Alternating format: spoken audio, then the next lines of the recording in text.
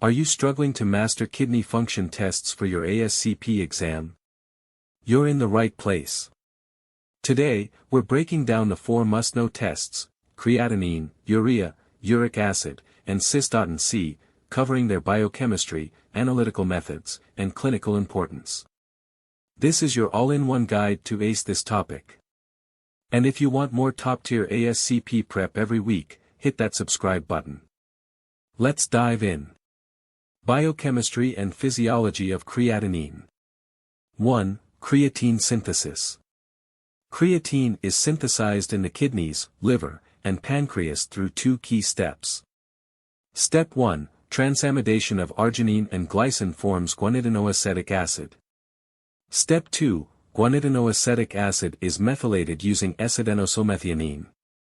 2. Creatine utilization. Once synthesized, creatine travels through the blood to the muscles and brain, where it plays a vital role. In muscles, creatine is phosphorylated to phosphocreatine, a high-energy compound critical for muscle contraction. 3. Creatinine formation. About 1 to 2% of free creatine in muscles is converted daily into creatinine, an irreversible byproduct. Creatinine production is constant in each individual and directly proportional to their muscle mass. 4. Creatinine in the body. Creatinine circulates in the blood and is freely filtered by the glomerulus in the kidneys. Key characteristics. Minimal tubular reabsorption occurs, but there is some tubular secretion and minor gut-related losses. Interestingly, when circulating creatinine levels rise, production can decrease due to 1. Feedback inhibition of creatine production. 2. Reconversion of creatinine to creatine. 3. Conversion to other metabolites. 5. Dietary influence. Consuming meat can increase creatinine levels because cooked meat contains creatine, which converts to creatinine. Sample collection and handling. 1. Stability of creatinine samples. Creatinine is highly stable for at least 7 days at 4 degrees Celsius in serum, plasma, or diluted urine. For long-term storage, samples can be frozen at -20 degrees Celsius or lower, even surviving freeze-thaw cycles without significant degradation. 2. Impact of delayed processing. If serum is not separated from erythrocytes within 14 hours, non-creatinine chromogens can leak and falsely elevate creatinine levels, particularly in kinetic Jaffe assays. Enzymatic assays are not affected by this delay, making them a more reliable option in such cases. 3. Other considerations. Unlike many other biomarkers, factors like posture, tourniquet application time, fist clenching do not affect creatinine measurements. However, bacterial contamination in stored samples can lower creatinine results in the Jaffe reaction due to bacterial interference. Dietary and supplementary effects on creatinine levels. 1. Dietary effects. After consuming meals containing cooked meat, blood creatinine levels can rise due to the conversion of creatine to creatinine. This increase can be up to 25%, which may artificially lower GFR estimates. Pro tip: fasting blood samples are preferred for accurate creatinine measurements. 2. Supplements and creatinine. Nutritional supplements, particularly those containing creatine ethyl ester, can elevate serum creatinine levels. This occurs when the supplement is converted in the gastrointestinal tract into creatinine, artificially influencing results. So why we measure creatinine? Creatinine testing is a routine and critical tool in clinical laboratories for assessing kidney function. Most labs use standardized methods to measure creatinine in both serum and urine. Techniques for creatinine measurement. 2 primary methods. 1. Chemical methods, based on the Jaffe reaction, the most widely used technique. 2. Enzymatic methods, these are more specific but less commonly discussed in routine settings. Chemical methods, the Jaffe reaction explained. 1. Principle of the Jaffe reaction. Described by Jaffe in 1886, this method is based on the reaction of creatinine with alkaline picrate to form an orange-red complex. Interestingly, while this method has been around for over a century, the exact reaction mechanism and product structure remain unclear. 2. Limitations of the Jaffe reaction. Nonspecificity. Many substances can interfere and produce Jaffe-like chromogens, including proteins, glucose, ascorbic acid, ketone bodies, pyruvate, bilirubin, certain drugs like cephalosporins. Method variability. Different labs may adapt the Jaffe reaction differently, leading to varying levels of interference. Bilirubin interference. Bilirubin acts as a negative interferent, which can falsely lower creatinine levels. Solution. Adding ferrocyanide oxidizes bilirubin to biliverdin, reducing this interference. The kinetic Jaffe approach, a modern solution. 1. What is kinetic Jaffe? This approach improves specificity by measuring the rate of the reaction within a specific time window, typically 20 to 80 seconds after mixing reagents. It's widely used in automated analyzers for faster and more reliable results. 2. Optimization factors in kinetic Jaffe methods. Pick rate concentration. Ranges between 3 to 16 millimoles per liter, higher concentrations can lead to nonlinear color development. Hydroxide concentration. Effective at 0.5 to 200 millimoles per liter, but higher levels can increase background absorbance and degrade the creatinine picrate complex. Wavelength. Maximum absorbance occurs at 490 to 500 nanometers. Alternate wavelengths can be used to improve linearity in readings. Temperature control. Reaction rates vary with temperature, so precise control is critical for reproducibility. Elevated temperatures, e.g., 41 degrees Celsius, help minimize bilirubin interference but require specialized equipment. Rate blanking. This technique measures background absorbance before adding the picrate reagent, further compensating for bilirubin effects. Advantages of kinetic Jaffe methods. Faster and suitable for automation in high-throughput clinical labs. Improved specificity by focusing on reaction rates within controlled time windows. Easily adaptable to a wide variety of clinical chemistry analyzers. Challenges and considerations. Non-creatinine chromogen interference. Proper reagent and protocol selection are essential to minimize false results. Instrument design. Accurate temperature control and specialized assay features are often necessary for optimal performance. Clinical relevance. Despite its limitations, the Jaffe reaction remains a popular and cost-effective method for routine creatinine measurement in clinical settings. Enzymatic methods rely on multi-step enzyme reactions that produce measurable photometric endpoints. Let's explore the 4 primary enzymatic approaches. 1. Creatininase approach. Mechanism. Creatininase converts creatinine to creatine.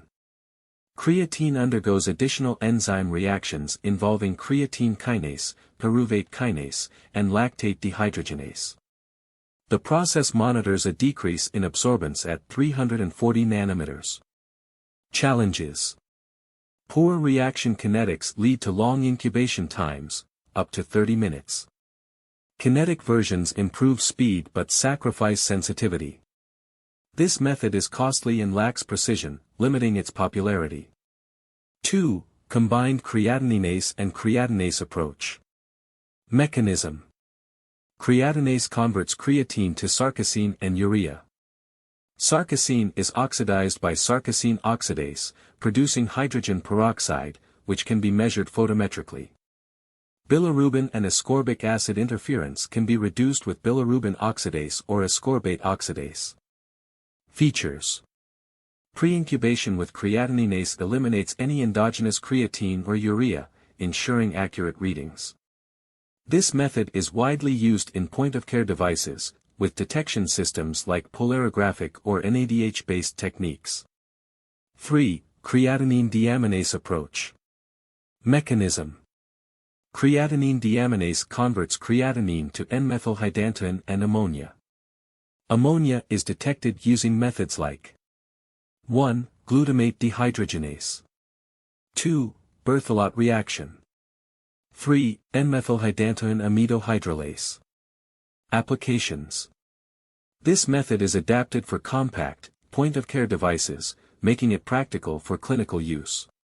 4. Dry chemistry systems. Mechanism. Multi-layer dry reagent systems utilize enzyme reactions. Ammonia produced by creatinine deaminase diffuses through a semi-permeable layer and reacts with bromophenol blue, creating a measurable color change. Blank correction is achieved using a secondary film to account for endogenous ammonia.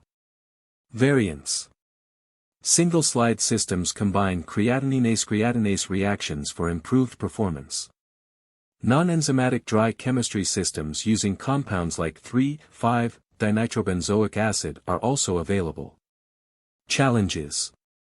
Lidocaine metabolites can interfere with results, requiring careful consideration. Key points across enzymatic methods. Interference management. Common interference like bilirubin and ascorbic acid require countermeasures such as oxidases. Point-of-care testing. Enzymatic methods are ideal for compact, portable devices, delivering quick results. Advantages. High specificity compared to chemical methods like the Jaffe reaction. Limitations. Costs, complexity, and sensitivity vary depending on the method used. Advanced analytical methods. Beyond enzymatic techniques, advanced tools like mass spectrometry and HPLC offer unparalleled precision and accuracy. 1. Isotope dilution mass spectrometry, IDMS. Techniques. Gas chromatography mass spectrometry, GCMS, and liquid chromatography mass spectrometry, LCMS. GCMS highlights. Developed as a reference method in the 1980s for serum and urine creatinine. Requires derivatization to handle creatinine's polarity. Uses cation exchange cleanup to differentiate between creatinine and creatine. Known for excellent specificity and low imprecision. LCMS highlights. Faster and simpler than GCMS. No derivatization needed, only a protein precipitation step is required. Offers performance equivalent to GCMS. 2. High-performance liquid chromatography, HPLC. Approaches. Uses cation exchange or reversed phase separation techniques. Quantification methods include 1. On-stream Jaffe reaction. 2. Native absorbance at approximately 230 nanometers. 3. Enzymatic detection. Features. Rapid, specific, and precise, with less than 1% imprecision across runs. Proposed as a candidate reference method for creatinine measurement. Applications. Often used to validate results from manufacturers and clinical laboratories. 3. Capillary electrophoresis.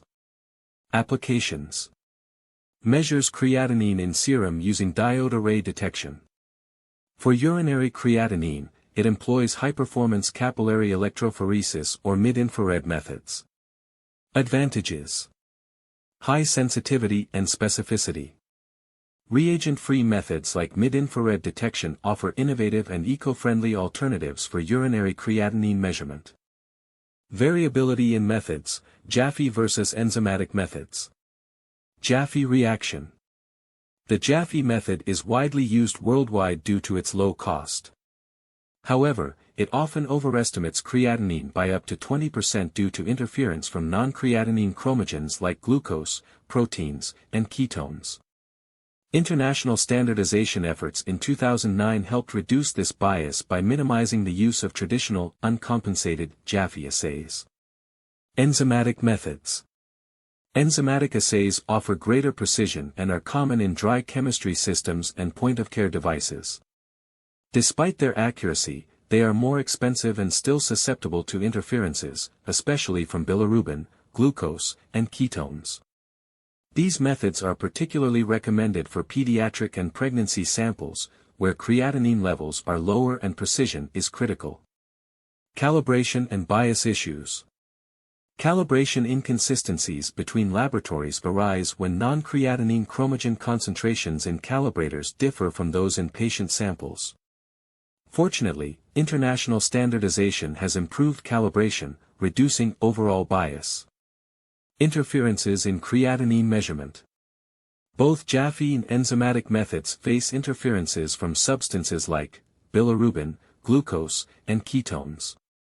For enzymatic methods generating hydrogen peroxide, bilirubin is a major interferent. These interferences can impact the accuracy of GFR estimates derived from creatinine measurements. Imprecision and GFR estimation. At lower creatinine levels, imprecision leads to greater errors in estimated GFR because of the hyperbolic relationship between creatinine and GFR. Overestimated creatinine results underestimate GFR, while underestimated creatinine can overestimate GFR. Pediatric and pregnancy samples pose additional challenges due to lower creatinine levels and variable background chromogens.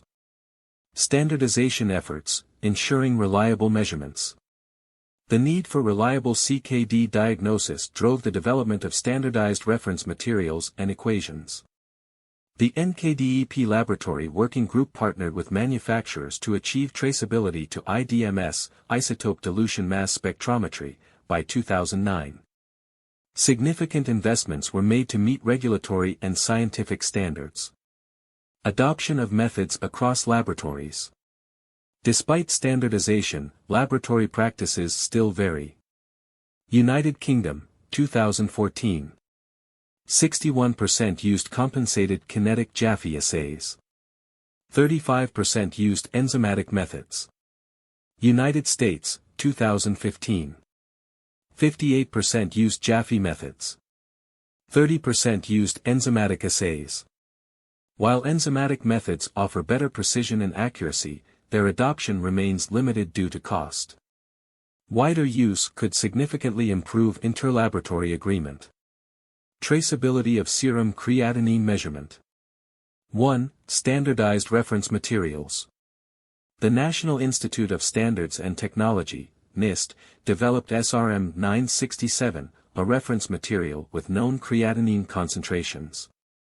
Concentrations, 0.80 mg per deciliter, 71 micromole per liter, and 4.00 mg per deciliter, 354 micromole per liter. These materials are validated for commutability and listed by JCTLM as standardized reference materials. 2. Calibration standards. By 2009, most clinical labs calibrated their assays to be traceable to SRM 967 and IDMS procedures. IDMS, using LCMS or GCMS, is the gold standard for serum creatinine measurement. 3. Role of matrix-matched materials. Matrix-matched materials like SRM 967 validate assay accuracy after standardization. These materials ensure the traceability and reliability of routine lab results. Challenges in routine laboratory methods. Transferring accuracy from reference methods to routine assays requires minimizing bias and uncertainty. Jaffe assays are particularly prone to bias when patient sample chromogens differ from those in calibration materials. Aqueous calibrators in Jaffe methods can lead to inaccuracies due to non-commutable materials. Compensated assays. To address these biases, compensated Jaffe assays correct calibration discrepancies. Laboratory calibration practices. Labs must use matched calibrators and reagents specific to their assays. Manufacturer-supplied kits often include both calibrators and reagents to ensure consistency. However, in developing regions, assays are often sold without proper calibrators or with aqueous calibrators, increasing bias risks. Standardized reference intervals for serum creatinine. Before standardization, reference intervals varied significantly across laboratories because they were method-dependent before the introduction of IDMS traceable methods. Proposed standardized intervals, using enzymatic assays. Men, 0.72 to 1.18 mg per deciliter, 64 to 104 micromole per liter. Women, 0.55 to 1.02 mg per deciliter, 49 to 90 micromole per liter. Pediatric intervals. For children, reference intervals should be based on enzymatic assays and are available in related publications. Age-related variability in creatinine levels. Adults, 18 to 60 years. Serum creatinine levels remain relatively stable. After age 60, levels tend to increase in some individuals, often due to reduced kidney function or other age-related changes. Clinical practice. In adults, the emphasis is less on reference intervals and more on GFR estimating equations like the CKDPI formula. Interpretation practices for serum creatinine. Creatinine levels are often interpreted by comparing a patient's results to their previous values, rather than relying solely on reference intervals. Why? Because high between-person variability means significant clinical changes can occur even when results remain within the reference range. Pediatric reference intervals. In children, reference intervals are critical because GFR estimating equations are used less frequently in pediatric care. Enzymatic assays are the preferred method for establishing and interpreting pediatric creatinine levels due to their accuracy and specificity. Urinary creatinine excretion, gender and age effects. Gender differences. Men, 14 to 26 mg per kilograms per day, 124 to 230 micromole per kilograms per day. Women, 11 to 20 mg per kilograms per day, 97 to 177 micromole per kilograms per day. Age-related decline. As muscle mass decreases with age, urinary creatinine excretion also declines. For example, in a 70 kg man, excretion decreases from approximately 14.5 moles/day at age 30 to about 9.1 micromole per day by age 80. Clinical use. Urinary creatinine helps assess the completeness of timed urine collections, ensuring valid test results. Adjustments in urinary analysis. Normalization of results. Urinary creatinine is often used to normalize the excretion of analytes, accounting for volume differences in urine samples. Example. Ratios like analyte to creatinine concentration adjust for dilution differences in random urine specimens, improving accuracy. Biological variability of creatinine. Serum creatinine. The coefficient of variation, CVI, for serum creatinine in healthy individuals is about 4.1%, with broader reports ranging from 5.3% to 6.4%. Urinary creatinine. Within-person biological variability for urinary creatinine is approximately 11%, reflecting natural fluctuations in excretion.